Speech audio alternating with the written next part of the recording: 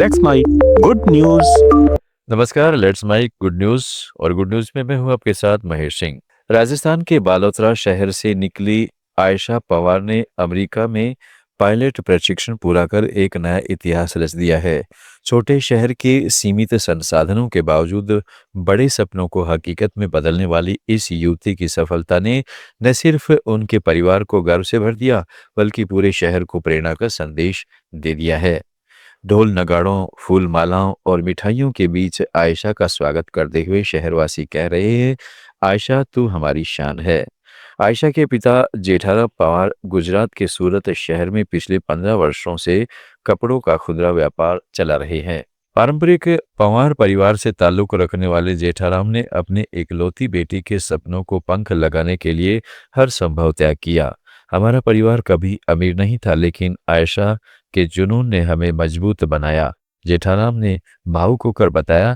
आयशा की मां ने घर संभालते हुए बेटी की पढ़ाई और ट्रेनिंग के लिए हर रात जागकर प्रार्थना की।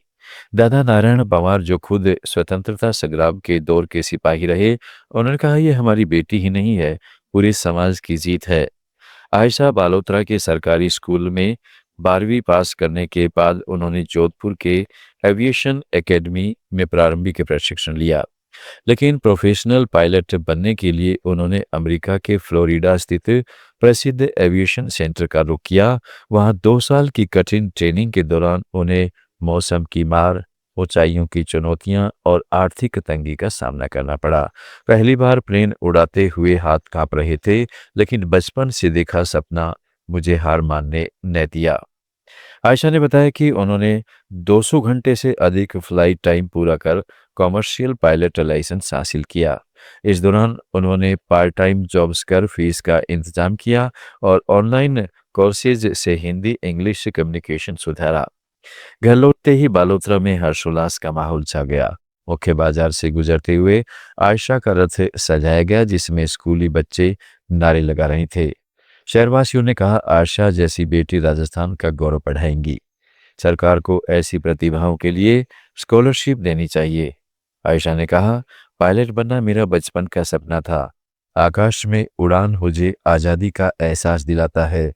मैं चाहती हूँ कि बालोतरा की हर लड़की बड़े सपने देखे। अब आयशा इंडिगो एयरलाइंस में जॉब के लिए अप्लाई कर चुकी है। उनका यह कारनामा सोशल मीडिया पर वायरल हो गया है, जहां हजारों लोग उन्हें बधाइयां दे रहे हैं। बालोतरा न सिर्फ एक पायलट की जन्मभूमि बनी, बल्कि सपनों की उड़ान का प्रतीक भी। आयशा साबित कर गई कि अगर संकल्प दृढ़ हो तो कोई मंजिल दूर नहीं होती। राजस्थान पुलिस कांस्टेबल भर्ती परीक्षा में बाड़मेर जिले के शिव क्षेत्र की मुमताज ने दूसरी रैंक हासिल कर इतिहास रच दिया है। पिता के साय के बिना और 6 बहनों के बीच गरीबी की चिमटियों में पली बढ़ी मुमताज ने सिर्फ अपने परिवार का मान बढ़ाया है, सिंधी मुस्लिम समाज की बेटी ने पुलिस में शामिल होकर पूरे समाज को गौरवान्वित किया है। किरण बेदी को अपना आदर्श मानने वाली मुमताज की यह सफलता आज बाड़मेर की हर उस लड़की के लिए प्रेरणा स्रोत बन गई है, जो विपरीत परिस्थितियों में हार मान लेती है। उन्होंने साबित कर दिखाया है कि मजबूत इरादे और अटूट समर्पण से सीमित संसाधनों के बावजूद बड़े लक्ष्य हासिल किए जा सकते हैं। मुमताज का जन्म शिव क्षेत्र की जुंजो की बस्ती में हुआ। वहाँ जीवन शुरू से ही संघर्षों से भरा हुआ था। मुमताज जब महज 6 माह की थी, तब उनके पिता लतीफ़ खान जुनेजा का इंतकाल हो गया था। 6 बहनों वाले इस परिवार में सबसे छोटी मुमताज ने अपना बचपन आर्थिक तंगी और अभावों के साए में बिताया। संसाधनों की कमी और सामाजिक बाधाओं ने उनके रास्ते में कई रोड़े अटकाए, लेकिन इन चुनौतियों ने उनके हौसले को कभी झुकने नहीं दिया।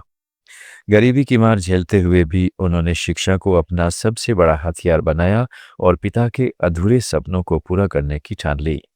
पुलिस में जाने का मुमताज का शुरू से सपना था।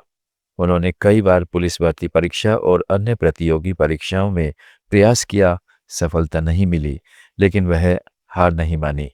उसकी लगन और मेहनत आज गवाह बन गई है कि कोशिश करने वालों की हार नहीं होती है। बाड़मेर में ही उन्होंने प्रारंभिक शिक्षा से लेकर उच्च शिक्षा पूरी की। अंग्रेजी साहित्य और राजनीतिक विज्ञान में एमए की डिग्री हासिल करने के साथ साथ बीएड भी किया। इस लंबे शैक्षणिक सफर में भावनात्मक और आर्थिक संकटों का सामना करना पड़ा, लेकिन मुमताज ने कभी हिम्मत नहीं हारी। पुलिस भर्ती परीक्षा की तैयारी के दौरान भी मुमताज ने दिन रात एक कर दिए। घर की जिम्मेदारियां निभाते हुए कोचिंग और सेल्फ स्टडी पर ध्यान केंद्रित किया। जैसलमेर में आयोजित परीक्षा में उनकी मेहनत रंग लाई और ओबीसी कैटेगरी में दूसरी रैंक हासिल हुई। यह उपलब्धि न केवल उनके परिवार के लिए गर्व का विषय है, बल्कि पूरे जुनूजो समुदाय और बाड़मेर जिले के लिए एक मील का पत्थर साबित हुई है। मुमताज कहती है, मेरी सफलता का श्रेय माँ और बहनों को जाता है, जिन्होंने हमेशा मेरा साथ दिया। किरण बेदी जैसी महिला अधिकारी बनना मेरा सपना था और आज वह साकार हो गया है। मुमताज की कहानी राजस्थान के ग्रामीण इलाकों की उस लाखों बालिकाओं के लिए एक जीवंत उदाहरण है जो गरीबी और सामाजिक रूढ़ियों से जूझ रही हैं। उनकी सफलता ये संदेश देती है कि शिक्षा और दृढ़ संकल्प से कोई भी लक्ष्य असंभव नहीं है। बाड़मेर जिला प्रशासन और स्थानीय नेताओं ने उनकी सराहना की है, जबकि सोशल मीडिया पर उनकी तारीफों का पुल बन गया है। मुमताज अब राजस्थान पुलिस में कांस्टेबल के रूप में सेवा देने को तैयार है और उम्मीद है कि उनकी यह यात्रा कई अन्य लड़कियों के लिए प्रेरणा बनेगी। तमिलनाडु के नीलगिरी पहाड़ियों के घने जंगलों के बीच बसा एक स्कूल जहां कक्षाएं 4 दीवारी तक सीमित नहीं रहती। यहाँ पत्तियां ज्योमेट्री का पाठ पढ़ाती हैं, जंगल की सौर विज्ञान के सबक बन जाती हैं और बुजुर्ग संस्कृति की धरोहर सौंपते हैं। आदिवासी बच्चों के लिए बनाया गया यह स्कूल परंपरागत शिक्षा को प्रकृति और संस्कृति से जोड़कर उन्हें खुशी भरी सशक्तिकरण वाली पढ़ाई दे रहा है। नीलगिरी के आदिवासी समुदायों के लिए यह स्कूल नई क्रांति का प्रतीक बन चुका है, जहां बच्चे अपनी जड़ों से जुड़ते हुए आधुनिक ज्ञान ग्रहण कर रहे हैं। इस स्कूल का नाम फॉरेस्ट क्लासरूम है, जो स्थानीय आदिवासी समुदाय के सहयोग से चलाया जाता है।